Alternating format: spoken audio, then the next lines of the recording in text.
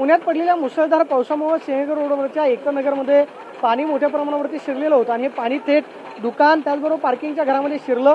त्यामुळे आपण पाहतोय की दुकानांचं अशा पद्धतीनं नुकसान जे आहे ते मोठ्या प्रमाणावरती झालेलं आहे. कारण संपूर्ण पार्किंग जे आहे म्हणजे आपण ही रेषा जर पाहिली तर ओली रेषा आपल्याला पाहायला मिळेल. म्हणजे याच्यावरून कल्पना येईल की पाणी या सगळ्या परिसरामध्ये कुठपर्यंत भरलेलं होतं.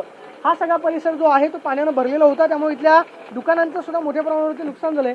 काकी किती वाजता पाणी भरायला सुरुवात झाली? 4 वाजता पाणी भरायचं सुरुवात. हो पहाटे. पहिल्यांदाच आलंय का पाणी एवढं? हा आता इथं आम्ही राहायला आल्यापासून पहिल्यांदाच आलंय. बरं. काय तुम्ही किती सामान होतं हे सगळं? आमचं आता लाखोची नुकसान झाली दादा हे. बरं. हो खूप नुकसान झाले मोठे.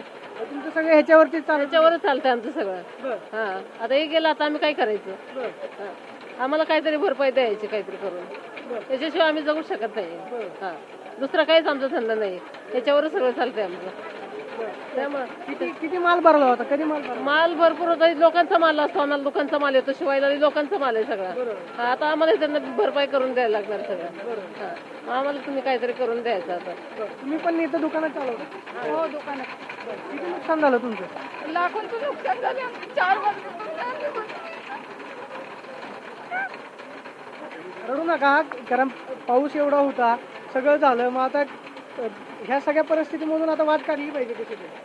आता बघा तुम्ही काय करणार आहे. तुम्ही मदत करा आम्हाला. काय करणार आहे ते एवढं नुकसान झालं आम्ही काय करणार होतं.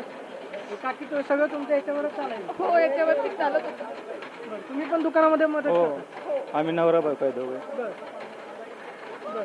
म्हणजे तुमचं किती जणांचं कुटुंब आहे इथं? 6 जणांचं कुटुंब आहे आमचं. हा. आम्ही सगळे इथंच राहतो. इथंच काम करतो.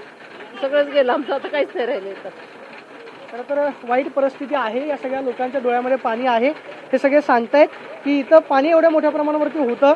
आमचं सगळं साहित्य त्याचबरोबर दुकानातलं सामान जे आहे ते पूर्णपणे भिजलेलं आहे. आणि आपण पाहतोय की ही सगळी भीषण परिस्थिती पाहायला मिळते. इथल्या दुकानदारांच्या डोळ्यामध्ये पाणी आहे.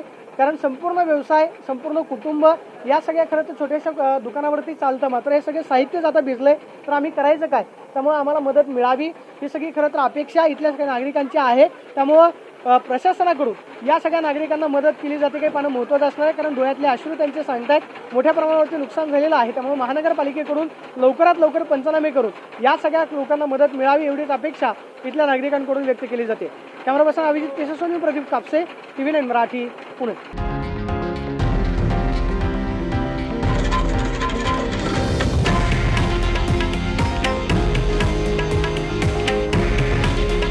हे आहे देशातील नंबर 1 न्यूज नेटवर्क आणि आपण पाहत आहात TV9 मराठी.